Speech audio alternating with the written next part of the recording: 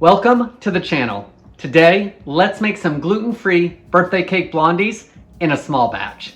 I'm Jamie with SavorySaver. I share gluten-free recipes, tips, tricks, and resources to make your gluten-free lifestyle easier. So please consider hitting subscribe and let's get started. Just a few recipe notes before we get started. This is a super easy recipe.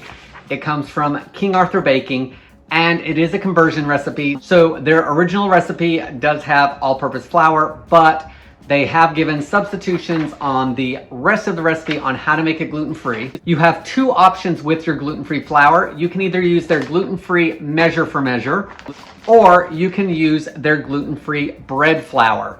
Now the bread flour does have wheat starch in it, so if there's a wheat allergy, this of course would not be able to be used. The reason I'm gonna opt for the bread flour version is because it says that the recipe comes out a little bit better.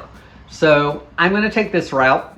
Don't be afraid to use the gluten-free measure. You don't need any special equipment. I'm using a rubber spatula for the entire recipe, so no hand mixer, no stand mixer, nothing like that. And this is a small batch, so we're actually going to bake it in a 9x5 bread pan. So all I did was spray the bottom of the bread pan with a little bit of spray, cooking spray, put some parchment paper in it so I can pull those brownies out at the end, and then lightly spray the parchment paper. I don't like using any more cooking spray or shortening or anything that I need to with gluten-free because they sometimes just don't absorb the same. So literally I did one strip across the bottom, put in the parchment paper, and then two light sprays just so I can get everything out. Let's get this mixed together. Okay, so my oven is preheating to 350 degrees. So now in a medium bowl, I'm going to take a half a cup of light brown sugar that's been packed, 3 tablespoons of granulated sugar, 2 teaspoons of vanilla extract, 1/8 of a teaspoon of almond extract. Make sure your extracts are gluten-free, of course. Now I'm going to combine all this together. So it's probably going to be sandy. Oh, one more thing. Half a teaspoon of salt. I forgot to add that. Let's put that in now. This is just table salt, so I would use table salt or sea salt. It does specifically say table salt in the directions, so I'm assuming a fine salt would work of any kind. Okay, I'd say that looks pretty good. So now we need to add some melted butter to this.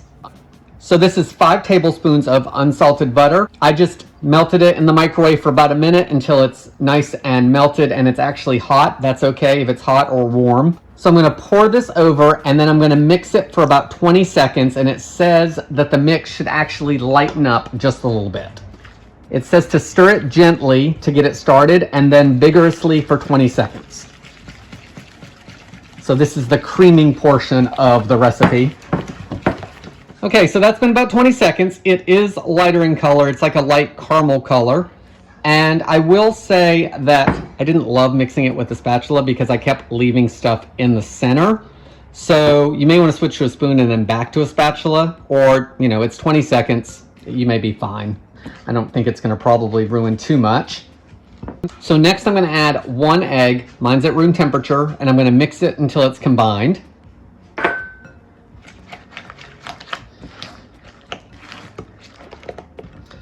All right, that looks good. Now let's add our dry ingredients. For the substitution, the original recipe is 3/4 of a cup of all-purpose. For the gluten-free, we're going to do 3/4 of a cup of the gluten-free blend, whichever one you choose to use, as well as an extra tablespoon of gluten-free flour. We're also going to add 1/8 of a teaspoon of baking powder. Now I'm going to mix it until there's just a few dry streaks left.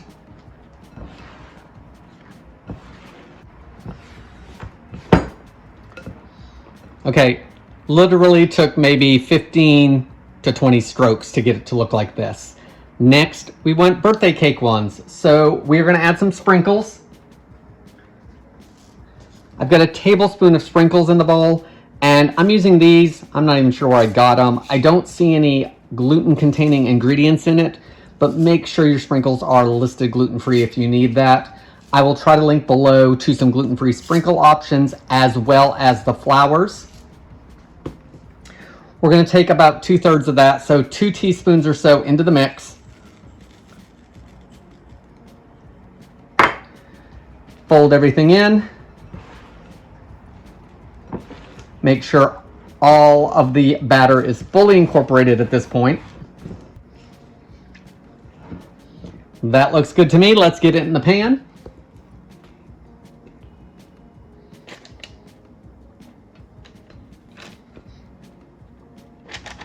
Get everything spread evenly.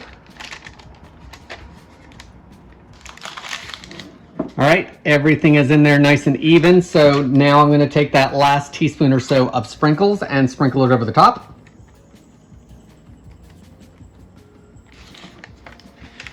Now that that's done, we just need to bake them off. I'm going to bake this 24 to 28 minutes until the center is set.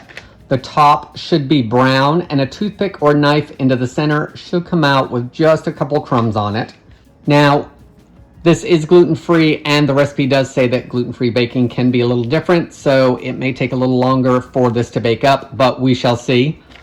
Once it comes out of the oven, I'm going to let it cool completely on a wire rack until the pan is cool, and then I'm going to take them out, cut them, and we will give them a try.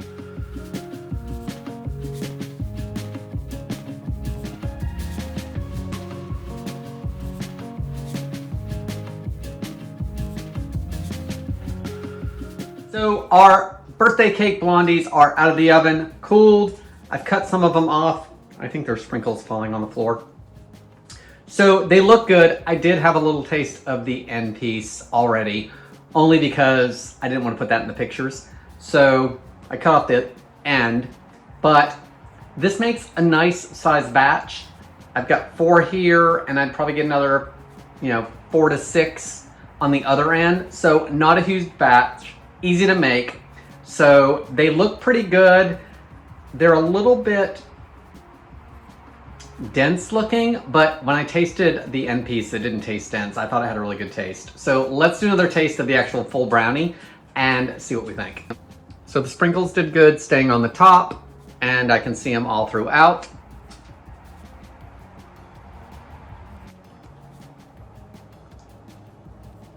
So I think these have a really good taste. They are a little dense as far as the structure of them, but I don't think it's bad at all. And the vanilla taste is definitely there from 2 teaspoons of vanilla in that little bitty recipe. So it definitely has a cake-like taste. The sprinkles I don't think offer much taste, but they're just little pieces of whatever. So texture-wise, I think it's good. It is like a cakey brownie, which is what a blondie basically is a brownie, just no cocoa. It doesn't taste dried out. It doesn't taste gritty. It doesn't have that gluten-free taste. I think it's a good recipe. I think it's easy. In regards to the bake time, I baked it for 28 minutes. It went to 26 and looked like it could have used those extra 2 minutes, so I gave it the extra 2 minutes to bake. I cooled them for a couple hours on the counter. I just got some other stuff done while they were cooling. Taking it out of the pan was a little bit more difficult than I expected. Everything lifted out, but I did have to take a sharp knife and go around the sides of the pan that I did not have covered with that parchment paper. So that's something to note, is that if you want to do a sling both directions, you may find that it comes out of the pan just a little bit easier. But overall, I didn't break any, it all came out fine, and cutting them was super simple. What do you think? Would you use the gluten-free bread flour, or would you use the gluten-free Measure for Measure by King Arthur? I will list all the ingredients below, and what those ingredients you may need to find online. I will also leave the link to the full recipe in case you've missed any of the directions in the video. Guys, that's all I have for today. I want to thank you so much for watching, and I hope to see you in the next video.